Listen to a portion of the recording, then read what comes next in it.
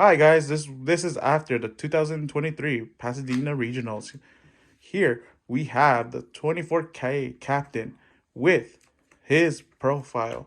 This is the Golden Boy Hector. Golden Boy, I like that. So guys, I decided to play a Runic Eldlich for this regional. I kind of just want to not play a meta deck. I really didn't want to play Kashir. I didn't want to play Spry. I didn't want to play the last regional I had played. I played a Spry Live Twin Runic, and it was fun. I got 11th place. I won like 6-1-1 or something like that. But yeah, I didn't want to play that. I wanted to play something that would be kind of surprisingly if I do top 8 and I kind of get on the map. And I did want to play something revolving Runic. So I decided to bring back the deck that I love the most and the deck that I just feel the most comfortable with, and that's Eldlich. I've always loved that. I played it since 2020. And I wanted to give the two engines together a try since they have some cards that I can play that does not hurt either of the engines. Skill Drain, like example, one of them. But yeah, I had fun. My record was 7-2. Fortunately, there was so many 1-1s. I thought there was going to be a possibility, maybe, but there was just so many X1-1s and X2-2s. But I got 23rd overall. But I'm still very happy. 7-2 record with Eldlich in 2023. I'm very happy about that. I want to give a shout out to my teammates. I want to give a shout out to my friend Sean, who let me borrow all the Runic cards. So this is going to go on two other YouTube channels, so Inspired TCG and Cyberhorn. I'm gonna send it to them. They asked me for the profile, so I'm gonna send it to them. And also make sure you guys like and subscribe to our brand new channel that we just started. It took long enough, right? A whole year, but 24K duelists. Make sure you guys like, subscribe. We're gonna give more of the deck profiles, more balance predictions, pack openings. We're gonna go through a lot of things that we're going to do in the channel. So make sure you guys definitely stay tuned for that. The next video you're going to see is P. Navarro opening 2 Cyberstorm boxes. So we actually got that going. But with that, with further ado, let's get to the profile. So I play 2 Golden Lords, standard, right? I almost thought about playing a third because, you know, Bestials is a card and something like that. But I mean, it didn't really come up. It was fine at 2. I did play 4 branded matchups, but even then, if they banish one, they have to resolve both of the Bestials. And once they banish one, I just have to play more conservatively on how to use the other. So it was fine. 2 was perfectly fine. I played the Cursed Outland. By the way, in case you guys see the names, they're foreign, so sorry about that. But I played the Triple Sanguine. I play the 2 Hawk to go with that. Curse Outland allows me to search the Golden Lore or the Golden Land. And it comes up to my Runic cards too. I'll show you guys later. And then I play the Triple Conch. So it's a pretty standard Eldlich and Eldlich lineup here, as you guys know. So why were you not running that of the counter trap?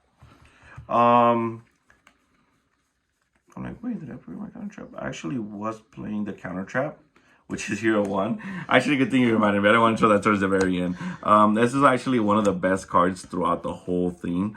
I'm surprised that I didn't play it that way any sooner. But the fact that I can search that with Curse, the Eldland was really good. But also, with Runic, any of my Runic cards allowed me to fix my hands with the Eldlich. So if I opened up double Sanguine, my Hugin discard was going to be a Sanguine.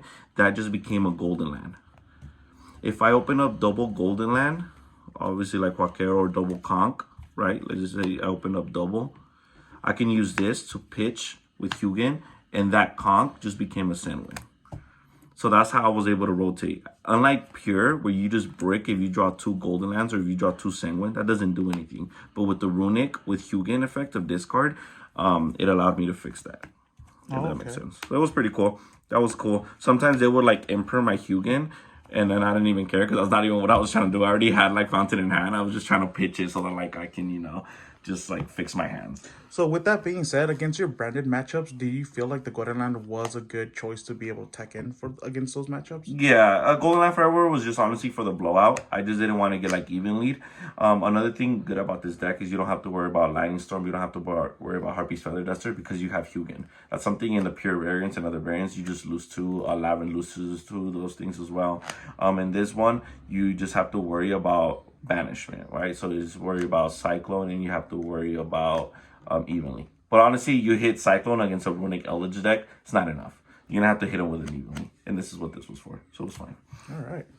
We're gonna go with the Runic lineup. It's gonna be the 2 Fountain. So pretty standard, right? Then we're gonna got the 3 tip. Cracked. Then we got, what search is that? The Freezing Curses. This was the best card against Branded. I realized that as long as I negate their stuff until I get to my skill drain, then they just lose. And that's why they weren't able to like pretty much keep up with me. Freezing Curses. Triple Destruction. This is what I used against Kashira Birth. I didn't go off until I made sure that I could resolve this to pop their Birth. And that's why I was able to play through that. Triple Flashing Fire. This is also good against Cash, but it's also just a generic good pop, as you guys know. And then Banish 2. A thing to know is that once I have Freezing, you cannot no longer use the Freezing to negate if you have Skill Drain up on the field. So you just use that to summon. Or use it for like the Lord Fodder, Lord Send. You end up eventually getting so much advantage that so much becomes fodder, honestly. I also played the 2 Slumbers. It came up. Obviously, it's one of the best cards when you turn 0 because you're able to like use the tip to search Fountain and then or use one of the other ones to special summon. And then you go Slumber and then you end up drawing 2 or 3 cards. So it's really good for turn 0. The cards that are non-engine for either or, but are technically is, as you guys know, I play a triple Skill Drain. That's not a shock to anybody, right? So triple Skill Drain. Runick can play this smoothly, and Eldlich can play this smoothly. So why not, right? This was broken. Honestly, if this ever gets hit, this kind of kills the deck. But this is fine. I played 2 Summon Limit. I wanted to play 3, but because I'm continuously drawing like every turn off Fountain, I didn't want to draw multiples of it. The only card that I don't mind drawing multiples of is Skill Drain, because it's like such a like powerhouse. Because once you have your Runic and Eldlich engine going and you have Skill Drain, it's so broken. But Summon Limit, once some decks can actually start playing around it, or just having doubles just feels really bad. Also Skill Drain, sometimes they'll go like Effect. Then they'll try to book a moon. They're going to try to chain so that way their stuff resolves. I know when they go Effect under Skill Drain, they're trying to do something. So that I'll wait them. They'll go book a moon. And I'll like, chain the other Skill Drain. Or like, I'll be working like that. I also play a 2 Gozen match. Hugin is light. A lot of the extra deck is light. And then all the Eldritch cards are light. So you can actually go Hugin. That's why I didn't want to play Rivalry. I feel like Gozen was just really good. It hits Mathmac. It hits Kashira, it hits Flundereese for some people are playing that. It hits Sprite. And I feel like it just hits a lot of decks all around. There was even times when it weirdly enough hit Branded because they started off with like a light and then they were like, it was just awkward for them sometimes. Or I left them when they were like on a fire, the fusion. It was just weird sometimes for them. But obviously this wasn't for Branded, but it still had like some situations where it came up. My other cards that are more like interactive was like Torrential Tribute. I decided to play 2 of them. I decided to play 2 Punishment. And I just decided to play 2 Solemn Strike. So I played 2 Solemn Strike, 2 Punishment, and 2 Torrential. I didn't want to play 3. I didn't have room for 3. If not, I will maximize each and every one of these. But it's a 41 card deck. Solemn Strike is so good under Summon Limit because even negating the summon, it still counts. Punishment with Summon Limit, it's also really good. Torrential with Summon Limit, it's also really good. So any cards of these paired up with Summon Limit is really good, but they're also good on their own. Also, a Solemn Strike for the Bestials came up a lot. And also, you guys know that a Rise Heart is a mandatory effect, so they can't not use it, and I get to Solemn Strike that as well. So I definitely did that for that. With that being said, too, I do know that sometimes some of the matchups do come up to where you're going second. How much of these were dead cards for you, especially when they already gone into some, especially after having to do Summon Limit too? Right. So the reason I decided to play more of the Runic and then I didn't want to play the Pure was because with Pure, you're kind of forced to have Evenlings or Golems or weird stuff like that in the main. You can't really do the set 5 pass. That just doesn't really work that much anymore. Against some deck it does. Which with that being said, I was hoping to like a lot of Runic cards going second would just kind of help me interact with their whole board. And then once they kind of bait out all the negates and stuff like that, setting any of these, right? So when you look here, if you go Gozen match and they try to negate, you can Solemn Strike them. If you go Torrential Tribute by summoning one of your Golden Lands or any of your Runic fusions, and then you try to go Torrential, and then they try to negate, you have Skill Drain. So Torrential, Punishment, and Solemn Strike paired up with the Skill Drain or Gozen you kind of just break their whole board, and now they're forced to play with my probably fountain that I have 2 interactions there, and then I'm gonna draw 2 more, and then you better kill me. If not, my follow-up is gonna be literally insane. And then it just, that's how I was able to do. I was able to have so many interactions with the Runic and the Eldlich. It wasn't like too crazy. If I put up a floodgate, you're kind of just losing because you have evenly. Okay, then I just win because I literally have Hugin protection. Under skill drain though, it does negate the Hugin, so you kind of have to play it smart. There was a lot of times that I was playing around the lightning storm evenly, so I would like kind of negate other stuff with freezing curses before I would even flip up my skill drain. But you kind of just have to be kind of like smart on how you play your cards. Honestly, it does have a helmet aspect to it, to where I could just flip something and I win. But you can literally mess up some stuff by punishment. You cannot go into the extra deck. You have to be smart on how you use punishment. But I just think punishment is such a good toolbox that you have all this extra deck that you're not playing pop cards in this deck. So you have all this extra deck that you want to use the cards that are available to you, which I'm going to go right now into the extra deck so you guys can see. As you guys see, I have the 2 Entes. There was no need for a third. I play the 1 Lina, which is pretty cool. The Lina is obviously I can summon a light from their grave. But it just was mostly just to kind of get 2 of the golden lands out of the board. I played 2 Link Spider. Never really came up, honestly. Pleiades came up a few times when they were just 2 golden lands I go into this just to apply more pressure and higher attack. I played the 1 Gustav match. This was actually came up a few times just so I can get back my Golden Lord back into the grave. Even under skill drain, I would summon this, detach, and under skill drain, and then they would be confused. But I just want to get Golden Lord back in grave and then have a 3,500 beater and then a 3K beater. So I have the 2 Garuras, obviously for punishment, and then I have the 1 that pitches it in case I'm playing like strong monsters, like some of the Kashira monsters. I can't just regular Garura. I have to go into this and into that. I only played 1 though because if they hit this, yeah, I can no longer do the Garura pop, but I still have the Gustav Max, which is a strong monster enough to still have a good enough to pop. So, but I can honestly just cut any of these if I wanted to and play another one of this. That's fine. I play the 3 Hugin. Very important. It's actually one of the most key cards and components into the deck because the discard. Honestly, guys, the discard was what kind of just gets the whole deck going.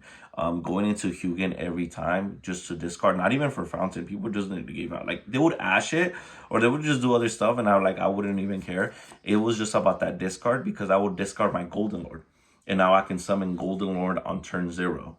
By sending any of my other cards. And if it was a Sanguine that I had, that becomes a golden land. And I fully had I had rotation on turn 0. I had like Eldlich moves turn 0, which is something that in pure, it's hard to do. You just have to hope you draw it like perfectly.